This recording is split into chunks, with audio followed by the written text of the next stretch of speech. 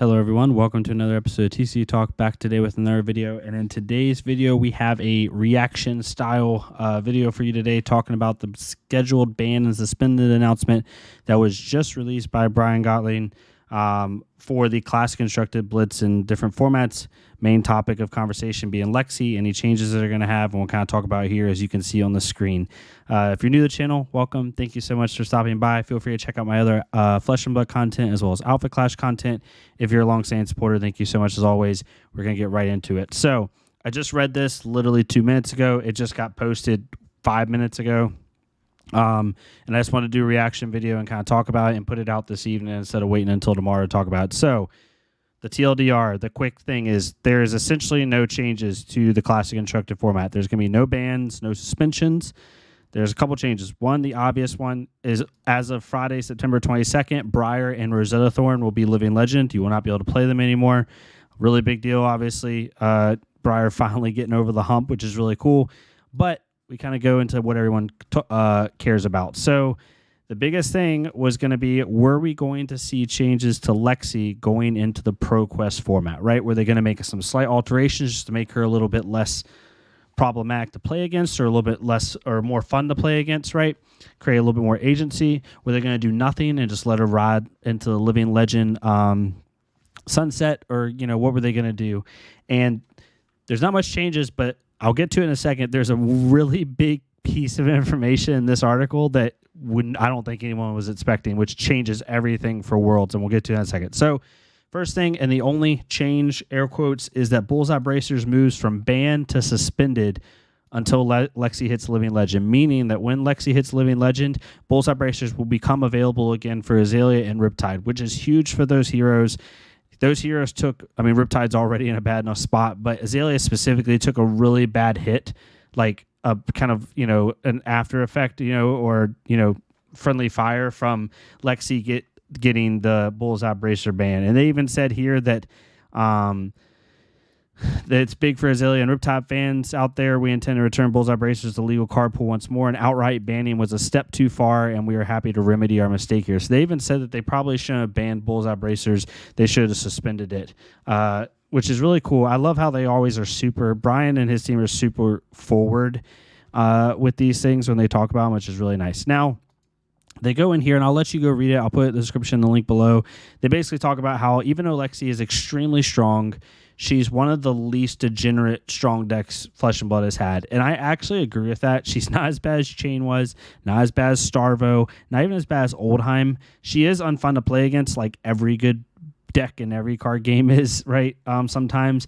But in comparison to other top decks that we've had in the format, not nearly as bad. So they kind of go into that. So the biggest thing, there's two key pieces of information here that you need to know as a player. One is the next ban and suspension announcement is November 6th, 11 days before Worlds, which is also right after the Dallas Calling, right after the Battle Hardened, and right after the ProQuest season.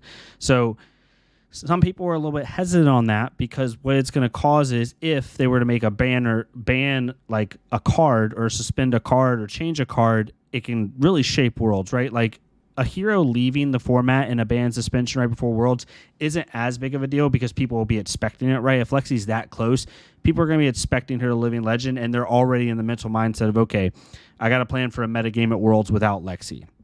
But changing cards, that's different, right? That's unknown. So they even say in here that they recognize this is a scary proposition for diligent players. And so what they're going to do is, for this reason, barring something catastrophic and unforeseen happening in the metagame post-Bright Lights, we intend November 6th ban suspended announcement to be used exclusively for Living Legend housekeeping when it comes to the Classic Constructed format. That means that they're only going to use that BNR to basically Living Legend Lexi and potentially Icelander, I think. So between now and that ban suspension, they even talk about here, there's 1,400 Living Legend points up for grabs. So I think, like, we're going to see a lot here. And here's the biggest piece of information. So prior to this, if I open up articles here real fast, or not even articles, give me 1 second here. We'll go to the Living Legend tab. Lexi is currently at 926, and Icelander is 844. Dash is even at 646. There's a little thought there for a second. But really, these are the two that people were expecting. People were expecting Lexi to Living Legend, and they're pretty much expecting Icelander to be close, if not Living Legend.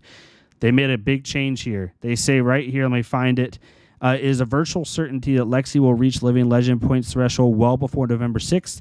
That BNR announcement is scheduled immediately after a ProQuest Battle Hardened calling that is set to inject more than 1,400 Living Legend points in the system. Lexi only needs 74 of those points to get Living Legend. And then it says, most of the uncertain fate is Icelander and theoretically a few other heroes, even with 4 points available per ProQuest. More on this later. So if you're not aware, ProQuest normally are only 2 points each. As you can see right here, ProQuest, well, now they're 4. They changed it. It was 2 points. Now it's 4 points. The reason this is important is before this change, Icelander is currently 166 points away, meaning she need, terrible at math, 83 ProQuests in order to win, in order to get Living Legend, or a big event and like 50 ProQuests or something like that, right? Now with the 4 points, 166, she only needs 44 ProQuests. If I'm doing that math off the top of my head, 41 ProQuests in order to get Living Legend, which is a lot more feasible. Before, like if you go to DM Armada's video, definitely check it out. He talks about how Icelander would have to win like 27% of the ProQuest. Well, now you just half that. Now she only has to win 14% of the ProQuest in order to Living Legend, which to me, that means that I think it's way more highly likely that Icelander Living Legends and that we get a much different metagame going into Worlds. We're going to have a brand new set, which I don't know if you saw the hero reveal today from 3 Floating. Again, go check it out. I'll try to remember to put all in the description down below. Really good hero. Really cool hero. I could easily see, we know we have a new dash, like a new element of dash. We have Teklo. We have all these different new heroes. And then we have Lexi and Icelander both leaving the format. And if Dash wins out and wins really, really well, depending on how powerful her cards are, you could even see Dash potentially be knocking on the door for Living Legend, but that's kind of a far off thought.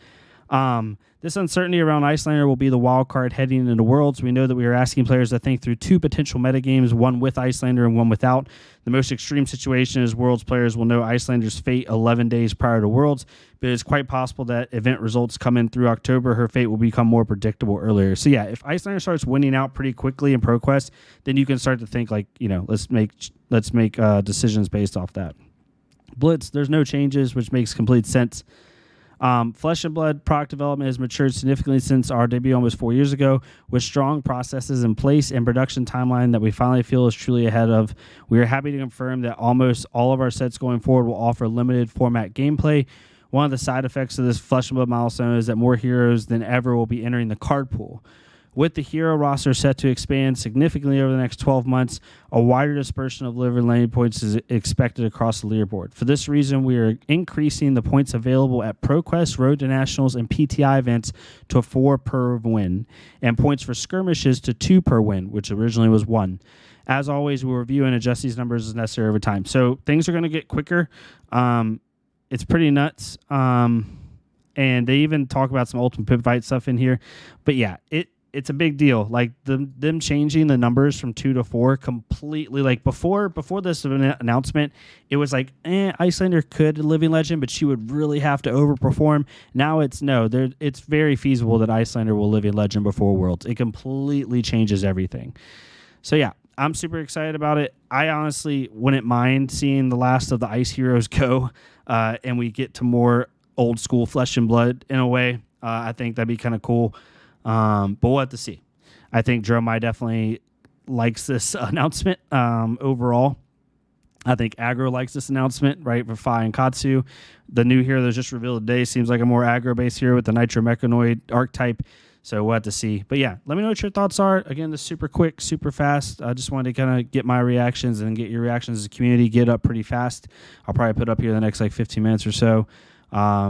And yeah, let me know what your thoughts are. If you like this type of content, please leave a like, comment, subscribe. Let me know what you're excited for Bright Lights. And, are you going to be playing the new Mechanologist stuff? Are you going to be sticking to some old heroes? How do you feel about this from competitive versus, just casual about the game? And yeah, I'll see y'all next time on TC Talk. Thank y'all so much.